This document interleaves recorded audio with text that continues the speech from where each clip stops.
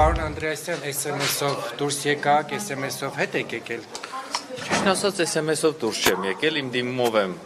դուրս եկել եւ իմ դիմումով էլ մտել եմ համակարգ պետական նորից։ Սա լուրջ վերաբերմունք է պետական աշխատողի նկատմամբ, որ անկախ կառույցի ղեկավարին այնուամենայնիվ տեղեկությունների համաձայն Նիկոլ Փաշինյանն անձամբ է հրահանգում դուրս գալ։ Նախ վարչապետը ինձ որպես բարձրագույն դատական խորհրդի նախագահի երբեք հրահանգներ չի տվել, ես դա կարող եմ ձեզ երաշխավորել։ Ինչ վերաբերում է SMS հաղորդագրությանը, ես նախկինում էլ առիթ ունեցել եմ ասել, երևի այդ հարցազրույցս որևէ մեկը չի դիտել Civilnet-ին, հուսամ կտեսնեք, որ սա նոր չեմ ասում, որ առաջինը ես եմ վարչապետին դեռևս 2024 թվականի գարնանը SMS հաղորդագրություն ուղարկել իմ ցանկությունների մասին, ուղղակի հարգելով մեր համատեղ աշխատանքը, չէ, SMS հաղորդագրության մասին, աշխատանքից հեռանալու մասին եւ դրանից հետո արդեն նույն թվականի ամռանը Պետրոս Ղազարյանի հարցազրույցի ժամանակ հայտնել եմ, թե քանի անգամ եմ ուզեցել հրաժարական տամ եւ արդեն 2024 թվականի նոյեմբերին նույն կապի միջոցով եղել է խնդրանք եւ ես հարգել եմ։ Ինչու՞ է հրաժարական նախագահի պաշտոնը այնպիսի պաշտոն է, որ հեչ պարտադիր չի վարչապետի բան անել, ասել, որ պետք է պարզապես դիմումը գրել եւ հեռանալ։ Դուք ինչու եք դատական իշխանության ներկայացուցիչ լինելով, ընդ որում բարձր պաշտոնյա, գործադիր իշխանության ներկայացուցիչին տեղյակ պահում։ Նախ միայն գործադիր իշխանության ներկայացուցիչին չեմ տեղյակ պահել, տեղյակ եմ պահել նաեւ 4-րդ իշխանության ներկայացուցիչին, օրինակ Պետրոս Ղազարյանին, իմ ցանկությունների մասին, տեղյակ եմ պահել օրենսդիր իշխանության բազմաթիվ ներկայացուցիչների հանդիպել եմ Հայաստան խմբակցության դաշինքի հետ, հանդիպել եմ քաղաքացիական պայմանագիր խմբակցության հետ եւ բոլոր խմբակցությունների հետ քննարկումները եղել են ոչ թե իհարկե իմ հրաժարականի մասին, այլ են բարդությունների, խնդիրների մասին, որ ես եմ առաջին հերթին տեսել դատական իշխանությունում, անկեղծ ասեմ, ինչ որ մի պահի նաեւ հասունացել է այն համոզումը, որ ես չեմ կարող արդյունավետ շարունակել այն բարեփոխումները, որոնց մասին երազել եմ տարիներ շարունակ։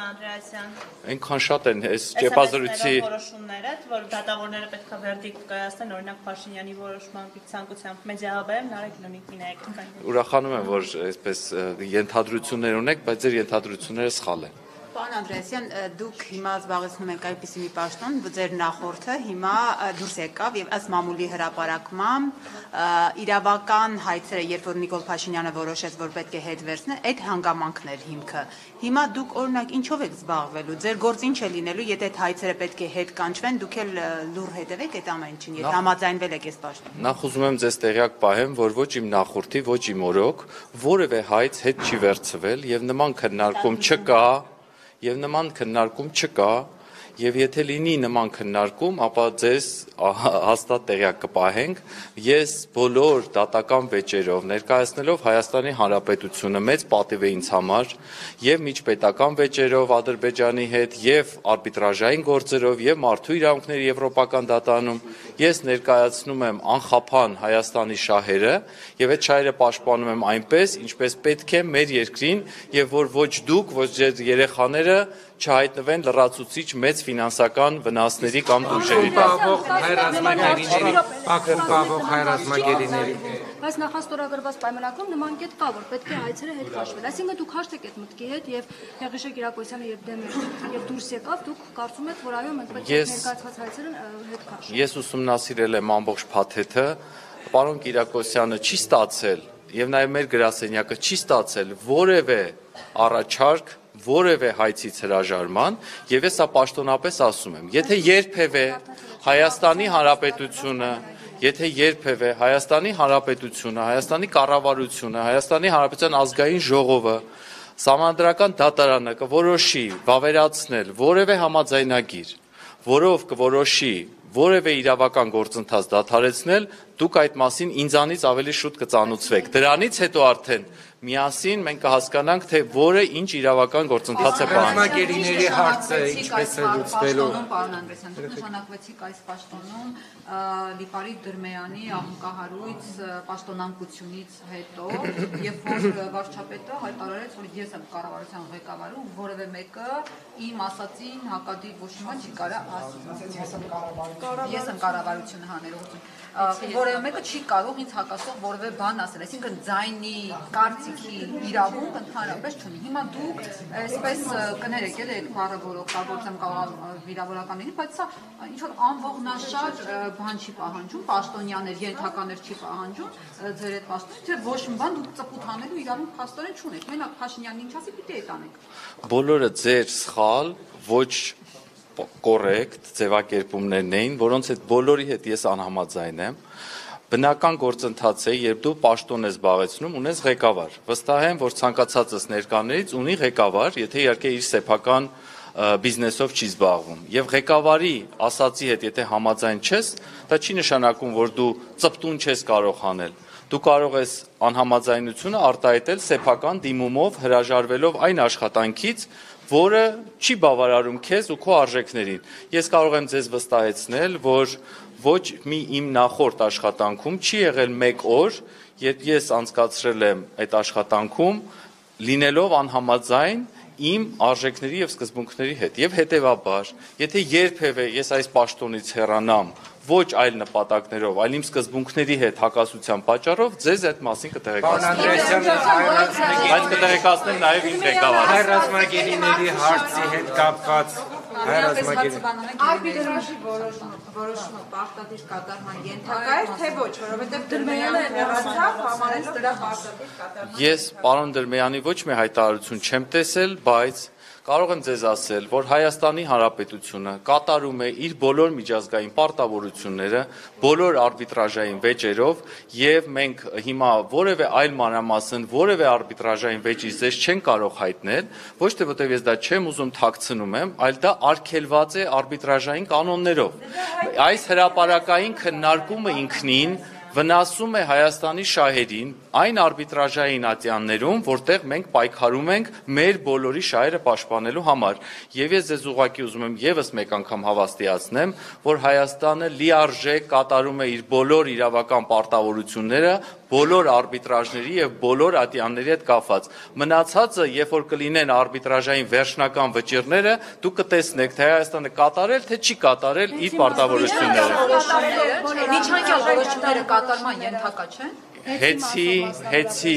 եւ մնացած բոլոր գործերով Հայաստանը լիովին կատարում է իր միջազգային պարտավորությունները, այլ մանրամասներ այս պահին թույլ տվեք չասել, որովհետև ուղղակի արգելված է արբիտրաժի միջազգային կանոններով, արգելված է միջազգային կանոններով։ Բաքվում հայ ռազմագերիներն են խոշտանգվում։ Շատ լավ, գիտենք, տեղյակ ենք բոլոր որոշումներից եւ բոլոր որոշումները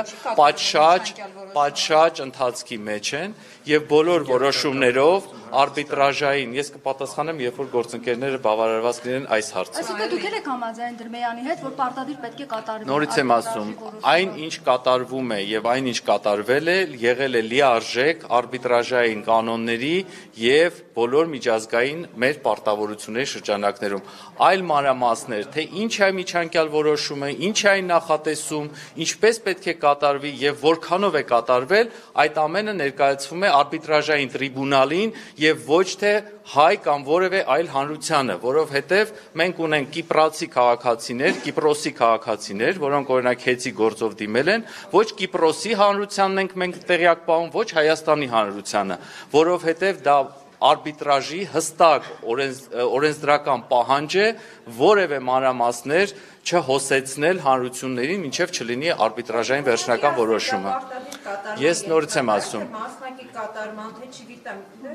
ինչը որ որոշում է, կատարվում է եւ կատարումը իրականացվում է այն չափով, որքանով պատշաճը ճիշտ է արբիտրաժային կանոններով։ Լսում եմ ձեզ Նարեկ ջան։ Դուք նոր եք աշխատանքի անցել, այդ հարցին ստիպում են պատասխանել։ Ես հաճույքով պատրաստ եմ։ Եթե կարելի նաև Ես վախ չունեմ որևէ աշխատանքից ազատվելու, ունեցել եմ բազմաթիվ աշխատանքներ, որոնցից հաճույքով եւ ոչ այնքան հաճույքով հրաժարվել եմ։ Եվ իմ չպատասխանելը ոչ թե ինչ-որ վախերի հետ է կապված, այլ ընդհանրապես հարգանք է արբիտրաժի օրենքների եւ կանոնների հանդեպ։ Եւ մի բան էլ, եթե ի վերջո անկախ ձեր քաղաքական կամ այլ նախասիրություններից, եթե մենք բոլորս մտահոգ ենք, որ Հայաստանը չհայտնվի մեծ տուգանքների, մեծ գումարների, մեծ պատիժների, սանկցիաների տակ, խնդրում եմ չխոչընդոտել իմ այն աշխատանքը, որը միտված է պաշտպանել բոլորիս բոլորիս երեխաների գումարները, ապագա բոլոր հնարավորություններ։ Խոչընդոտումը, ես վերջացնեմ։ Ես ասում եմ, խոչընդոտումը այն է, որ հիմա մեր շահերը ներկայացնող իրավաբանին, իրավախորհրդատուին դուք ստիպում եք պատասխանել մի հարցի, որի հենց պատասխանելը կարող է վտանգել մեր հետագա պետության հաղթանակը այս կամ այն ատյանում։ Ղեկավարը ինչու է շտապում ու գնահատականներ տալիս այդ դեպքում։ Ես նույնիսկ կհրաժարվեմ պետության ղեկավարի, իմ ղեկավարի տվյալ դեպքում մեկնաբանել իր հայտարարությունները, որովհետև իմ որպես ներկայացուցիչի խոսքը արբիտրաժային գործընթացներում մեկ հնարավորություն կարող է ստեղծել, քաղաքական գործիչների խոսքը այլ հնարավորություն։ Եվ նաև ուզում եմ հատուկ շեշտել, որ իմ բոլոր գործընկերներին եւ ընդդիմադիր եւ իշխանական խորհուրդ եմ տալիս հետևել արբիտրաժի կանոններին, զերծ մնալ արբիտրաժային գործերով որևէ մեկնաբանություններից, որպեսզի դա հետագայում չվնասի Հայաստանի շահերին։ Եվ Բաքվում պահվող հայրազմագերիների վերաբերյալ բազմաթիվ հազանգեր կան այնտեղ խոշտանգումների վերաբերյալ ինչ է արվում այդ ուղղությամբ։ Հայաստանը մինչև նույնիսկ ինձ իմ նախորդները, իմ գործընկերները հսկայածավալ աշխատանք են արել, ներկայացրել են միջազգային ատյաններում բոլոր բողոքները, դիմումները, ես նույնիսկ ավելացնելու բան չեմ կարողացել, որովհետև այնպիսի որակյալ աշխատանք է կատարված եղել մինչև մեզ պաշտոնում հայտնվելը, որ ուղղակի մենք պետք է սպասենք արդեն այլ գործընթացների։ Մեր ներկայացուցիչի գրասել, օրինակ դատական ատյանների որոշումներին համապատասխան, էլի միջազգային ատյանների Նաև պետք է սպասենք արդեն խաղաղության գործընթացի զարգացումներին, դիվանագիտական են մեծ աշխատանքին, որ այսօր կատարում են մեր մի շարք կառույցներ, արտաքին գործերի նախարարությունը, մի շարք հատուկ ծառայություններ եւ այլն։ Թույլ տվեք այս հարցով որևէ այլ բան չմեկնաբանեմ, որովհետեւ մնացած ընթացիկ բանակցությունները իրենց տիրույթում են։ Իմ տիրույթում է միայն հետևել, որ մեր միջազգային վեճերը, որոնցով մենք բարձրացրել են գերիների այդ ցավոտ հարցը եւ անհետ կորածների հարցը, ի վերջո ստանա դատական ճիշտ արձագանք։ Օգոստոսի 8-ին ստորագրվել է նախաստորագրվել է խաղաղության պայմանագիրը, կետերից մեկն էլ այն է, որ կողմերը հետ են քաշում, հետ են վերցնում հայցերը միջազգային։ Դուք սա ինչպես եք մեկնաբանում, արդյոք սա խնդրահարույց չէ եւ որպես մարդու իրավունքների նախկին պաշտպան դուք այստեղ չեք տեսնում, որ պետք է այս թեմայով միջև վերջ գնալ։ Շատ լավ հարցադրում է, բայց այստեղ ես խնդրահարույց տեսնելու հարց չունեմ։ Ես ամենօրյա ռեժիմով աշխատում եմ, որպեսզի այն վեճերը, որոնք մենք ունենք միջազգային ատյաններում, իրենք լիարժեք այնտեղ ներկայացվի Հայաստանի շահը։ Մենք չունենք որևէ հրահանգ, որևէ հրաման, որևէ որոշում կառավարության ազգային ժողովի, որ պետք է գեթ 1 քայլ զիջման գնանք մեր իրավական գործընթացներում։ Նորից եմ ասում, եթե լինի այլ որոշում ազգային ժողովի, կառավարության, սահմանադրական դատարանի կողմից, մենք կենթարկվենք պետության որոշումներին։ Հաշտեք, որ նման որոշման, նման քննարկում կա, որ հետ քաղաքական որոշում կա, պարոն Անդրեասյան, դա ձեզ չի կաշկանդելու։ Ուրեմն լավ էր, որ քաղաքական բառը օգտագործեցիք։ Մարդու միջազգային իրավական հարցերով ներկայացուցիչի մասին օրենք կա,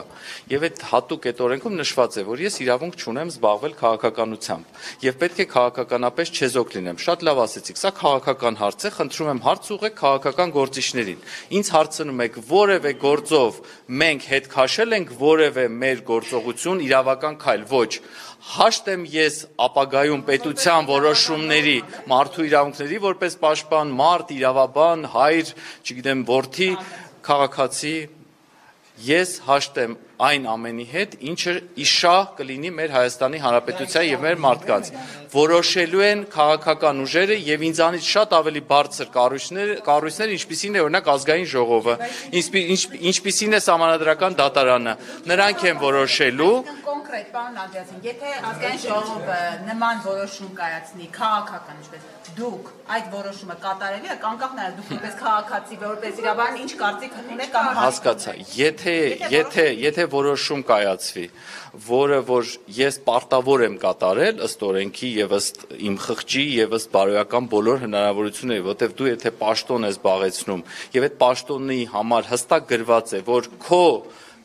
գործողությունը որևէ միջազգային ատյանում որոշում է վերադաս մարմինը, օրինակ ազգային ժողովը կամ կառավարությունը, դու կանես ապօրինություն, եթե չկատարես, բայց երբ որ ես կկարդամ որոշում, որ իմ խղճի հետ եթե իմ խղճի այդ համանուն չի լինի, դուք կտեսնեք իմ հերթական դիմումը։ Առանց սկանդալի եւ առանց Միգուցե սկանդալով կհեռանամ այդ անգամ։ Եթե լինի այնպիսի մի բան, որ ես կարիք ունենամ, անհանգստանամ իմ պետության շահերի համար, իհարկե կհեռանամ սկանդալով։ Կա Նիկոլ Փաշինյանի լուսանկարը ձեր նոր Չկա։ աշխատասենյակում։ 2022 թվականից նախարարի իմ պաշտոնից հետո, քանի որ անընդհատ զբաղեցրել եմ ապա քաղաքական եւ կառավարությունից մի դեպքում լրիվ անկախ պաշտոն, իսկ այս դեպքում ապա քաղաքական պաշտոն, աշխատում եմ հեռու լինել Սահմանադրությունից եւ միջազգային իրավական նորմերից։ Դրանք հնարավոր լինում փոխարինում են Նիկոլ Փաշինյանը։ Լսեմ Տիկին Ջեբեջյանին, հետո նորից Պարոն ահազանգ է հնչեցրել, որ OSI մեդիայի հետաքննությանն էր, հղում արել, ըստ որի Արևմտյան Ադրբեջան կազմակերպությունը ուղիղ վերահսկողության տակ է նախագահի աշխատակազմից, վերահսկվում է աշխատակազմից, անգամ պրես ռիլիզները այնտեղ են գրում, իսկ ըստ այդ հայեցակարգի արդեն մշակված ադրբեջանցիներ են գալու Հայաստան, այնտեղ անդամատոմսեր են բաժանել, անձնագրեր, որտեղ բնորանը նշված է Ճամբարակ, Այրում, Ալավերդիում, այսինքն մարդիկ, որոնք համարում են իրենց բնորանն այդ տեղերը։ Ու դրան հետևելու է այն, որ եթե 2026 թվականին, ասենք ՔՊ-ն իշխանության եկավ, ադրբեջանցիները գալու են Հայաստան, պահանջեն արժանապատիվ կյանք, դրան հետևելու է նաև զինված ուժերի տեղակայում, առաքելություններ զինված ուժերի, որի հետ կապված իրենք կարող են պահանջներ դնել արդեն խելքից դուրս եռաբլուրը փակել եւ այլն եւ այլն։ Այս վտանգների հետ կապված ինչ տեղեկություններ դուք ունեք ու արևմտյան Ադրբեջան կազմակերպության հետ կապված մտահոգություններ չունեք։ Ձեր բոլոր այդ բարձրացված հարցերի աղբյուրը ինձ համար ճիշտ ասած արժանահավատ չէ, որովհետև այդ բոլորը այնպիսի վախեր են, որոնց հետ կապված ի պաշտոնը ես նախ որևէ անելիք չունեմ, որ մտահոգվեմ եւ ավելի լուրջ վերաբերվեմ, իսկ որպես քաղաքացի, որպես մարդ, կներեք վերջին առնվազն 10 տարում, եթե ոչ ավելի կարճ ժամանակահատվածում, այնքան սարսափելի սցենարներ ենք լսել, որոնք չեն իրականացել, որ ամեն անգամ նորից նստել եւ ողբալ ի սկզբանե մի իրադարձություն, որը ընդհանրապես խոսույթի կամ ընդհանրապես քաղաքական շահարկումների մակարդակում է, ես նորից կրկնեմ, ես քաղաքականությամբ չեմ զբաղվում։ Հակառակ դեպքում այս քաղաքական շահարկումների կողքը մի քանի այնպիսի համեղ քաղաքական այսպիսի հայտարարություններ կանեի, որ մի 10 վերնագիր կունենայիք, բայց քանի որ չեմ կարող մտնել այս քաղաքական խաղի ու բանավեճի մեջ, թույլ տվեք նման այսպես օթային ինչ-որ սարսափների ու վախերը չմեկնաբանեմ։ Բայց Ադրբեջանի քաղաքականությունը հաշվի առնելով հայտարարել, որ արևմտյան Ադրբեջան կազմակերպության ներքո պետք է ապահովենք ադրբեջանցիների մեծ վերադարձի ծրագիրը։ Այդ ոնց է լինում, որ օդի մեջ, այսինքն Ալիևը օդի մեջ է ասում, մենք եկեք ամեն մեկը մեկնաբանի իր կալիբրի գործչին։ Ես երկրի ղեկավարը չեմ, որ մեկնաբանեմ այլ երկրների ղեկավարների հայտարարությունները։ Եթե միջազգային իրավական հարցերով ներկայացուցիչ Ադրբեջանի կամ որևէ երկրի որևէ բան կհայտարարի, ես հաճույքով կմեկնաբանեմ։ Սա իմ տիրույթում չէ։ Բայց ես չեմ հավատում բոլոր այն սարսափելի զարգացումներին, որոնք դուք նկարագրեցիք։ Հայտարարություն չեմ բացառում, ասեցի չեմ հավատում։ Իմ հավատքն է, իմ առանձին անձնական հավատն է։ Սարսափազդու էր, շատ սարսափազդու էր, չէի հավատում նույնպես, լինում է, որ ես չեմ հավատում, բայց սխալվում եմ իմ չհավատալու կամ հավատալու մեջ։ Միևնույն ժամանակ, որպես մարդ, եթե դուք շարունակեք ինձ ահաբեկել ես վատ խոսույթով, տխուր հայտարարություններով, ես կգնամ տուն եւ շատ ծանր կտանեմ դա, բայց որպես պաշտոնյա ես որևէ այլ բան չունեմ ձեզ ասելու։ Դուք հայ առաքելական եկեղեցու հետևորդ եք։ Միանշանակ։ Եվ ինչպես եք վերաբերում եկեղեցու շուրջ տեղ ունեցող զարգացումներին։ Ես ամեն կիրակի գնում եմ իմ շատ սիրելի Կոնդի Սուրբ Հովհաննես եկեղեցի, այլ տեղեկություն իմ անձնական, կրոնական հավատքի հետ կապված, ես պատշաճ չեմ համարում այս բանի քննարկել։ Թույլ տվեք, քանի որ հիմա կրոնական հարցերն են քաղաքականացվել, թույլ տվեք զերծ մնալ նման մեկնաբանություններից չլինելով քաղաքական պաշտոնյա եւ օրենքով արգելված ինձ զբաղվել քաղաքականությամբ, թույլ տվեք չզբաղվեմ քաղաքականությամբ նաեւ կրոնական հարցերով։ Եկեղեցուն հետևորդ ձեզ երբևէ թույլ կտա կարգալույց քահանայի պատարակ տեսել։ իմ կրոնական ապրումների եւ հավատքի մասին թույլ տվեք Ես չպատասխանել։ մեկ այլ հարց տամ, Նիկոլ Փաշինյանը հիմա ինչ անում է, արդյոք իր լիազորությունները գերազանցելու, անցնելու գնով չի անում, եկեղեցու կաթողիկոսի հետ կապված սահմանները հատելով։ Ես վարչապետի լիազորությունների անցման, չանցման հետ կապված մեկնաբանողը չեմ, ես միջազգային իրավական վեճի չի հասել իր որևէ գործողություն, որպեսզի ես կարողանամ ասեմ։ Իսկ միջազգային իրավունքի տեսանկյունից, նաև իմ համեստ գիտելիքներից իրավական, այսօր որևէ խախտում ես կառավարության կողմից չեմ տեսնում։ Տեղադրելը հրապարակելը արդյոք խախտում չի։ Դուք ինչ եք ուզում ասեք, որ դա կառավարությունն է հրապարակել։ Չէ, ես չասեցի կառավարություն։ Բա ում մասին եք խոսում։ Իհարկե խախտում է։ Իհարկե խախտում է ցանկացած մարդու մասնավոր կյանքի միջամտություն, բայց դուք հիմա ինձ արդեն սկսեցիք հարցազրույցը, ճեպազրույցը վերածել իրավաբան մարդու զրույցի։ Ես կարծում եմ դուք իմ պաշտոն եք ինձ հրավիրել հարցերի պատասխանը։ Միջազգային իրավունքի Բայց ոչ այստեղ պատասխանել։ Միջազգային իրավունքի տեսանկյունից Նիկոլ Փաշինյանի հայտարարությունները կաթողիկոսի հետ կապված արդյոք մարդու իրավունքների խախտում են թե ոչ։ Նորից միջազգային իրավունքի տեսանկյունից ես չեմ ստացել որևէ վեճ, բողոք, խնդիր, որի մասով կարող եմ ձեզ իրազեկել։ Միջազգային որևէ այս պահին վեճ, խնդիր, նույնիսկ միեդի որևէ դիմում չկա, որով ես կարող եմ ձեզ մեկնաբանություն անել։ Ասում եմ Փաշինյանի լուսանկարը չկա, բայց բացակայությունը իրավիճակ չի փոխում։ Ինձ թվում է դուք պարոն վարչապետի լուսանկարով ավելի շատ եք հիմա ոգեշնչված եւ շարունակում եք վերջին 3 տարին ինձ անվերջանալի հարցնել վարչապետի լուսանկարի մասին, ինչպես նախարարեմ եղել առաջին իսկ օրը Նարեկ Կիրակոսյանը ինձ հարցրել է վարչապետի լուսանկարից։ Ես խնդրում եմ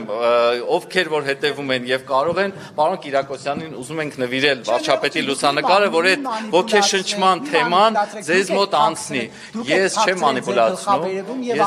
ես ձեզ խնդրում եմ երկու խոսափողով մի թափարեք այդպես ագրեսիվ, ես ձեզ միայն խնդրում եմ, որպեսզի եթե հնարավոր է այդ լուսանկարի թեմայով, որով դուք այսպես մտասևեռված եք վերջին 4 տարում, պարոն Կիրակոսյան, խնդրում եմ, մի լուսանկար ինձնից վերցրեք, մի լուսանկար տարբեր պաշտոնյաներից եւ վերջապես փակեք ձեր լուսանկարային մտասևեռումը։ Դա չի Այլ հարցեր։